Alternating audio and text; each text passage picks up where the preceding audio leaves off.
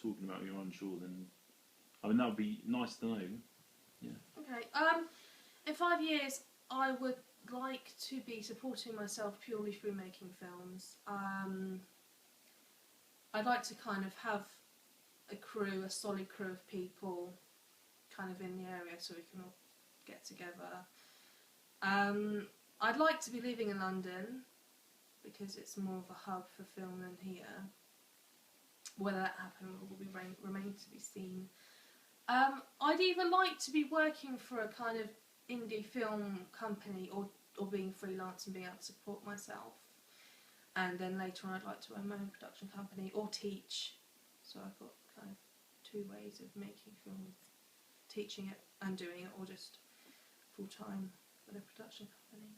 So just while we're on that, this was one of the other questions on there. We spoke to someone a couple of weeks ago, and I thought what they were doing was really exciting, and was surprised to hear that they wouldn't care if they were working in the catering van on a big movie, a certain director that they love to work with. I mean, what's your take on that? Would you prefer to be working as you are now and in more control, or would it be that you'd love to work with a certain director that you wouldn't care if you were like in the making everyone tea? That's an interesting question. It's not one that I thought about before this, actually. There are directors that I am dying to work with, but I think maybe if I had the choice, I would.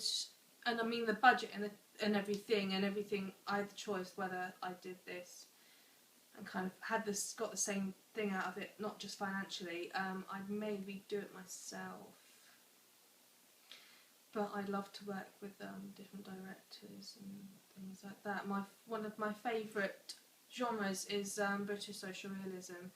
So I'd like to work with Andrea Reynolds and Ken Loach and Mike Leigh, who I actually interviewed. I interviewed Mike Leigh for my dissertation. My dissertation was on how was Thatcher. How did British filmmakers respond to Thatcherism? And which is kind of relevant now, I suppose, as well, because she's died. I went to interview him, and he was really lovely, and I was really nervous. I didn't sleep the whole night before. And I interviewed him, and I just thought, he's just a guy sitting in an office. He's they kind of build people up, I think, and build great filmmakers up. I think he's great anyway. And he's just a guy sitting in an office answering questions, and So I'd like to work with filmmakers because I kind of realise they're more down to earth than maybe I thought first. Not that I think they're all arrogant or anything, but I kind of maybe put them on a high pedestal.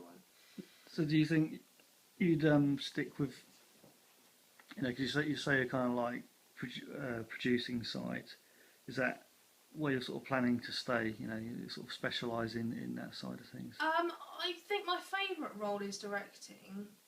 All of my films at uni, I kind of did everything on because I like to be in control and I like my vision to be kind of put forward. Even I had a crew and I had their input and everything, but I was there through obviously the whole production, the whole post-production, the whole pre-production, all of it. I can't leave it alone. Couldn't leave someone to edit it on their own. I had to be there. But I think I like directing best. I like being on set and watching and having it all happen and making it happen as well. Though producing was good. It was kind of a bit of an experience for me because it was my first feature film. So it was all an experience. Did you keep him in check, Gavin? He's pretty good at keeping himself in check, I think. He was keeping us all in check because we all got on so well together. We were nattering away and stuff, eating our 2 sandwiches, and he was like, "Right, we've got to go now. Come on, gotta go film now." And so he was pretty good at that actually. So give us a little bit more on we've not met him, so it'd be interesting to get just tell us about him. He put off the film for a while, I think.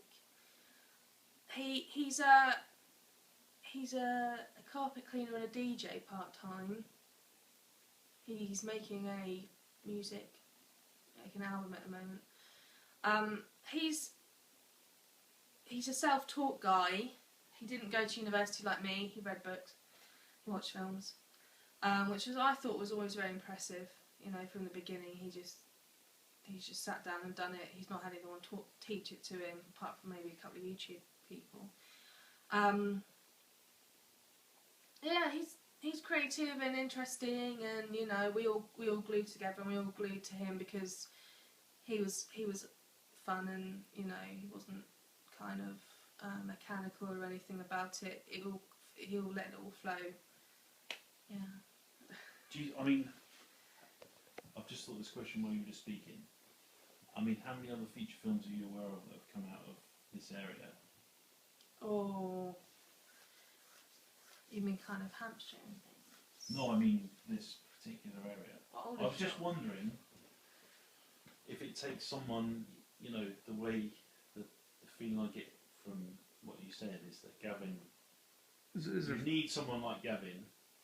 It's someone who's really driven, becomes a centre in this at this kind of level, where it's not actually being driven by money.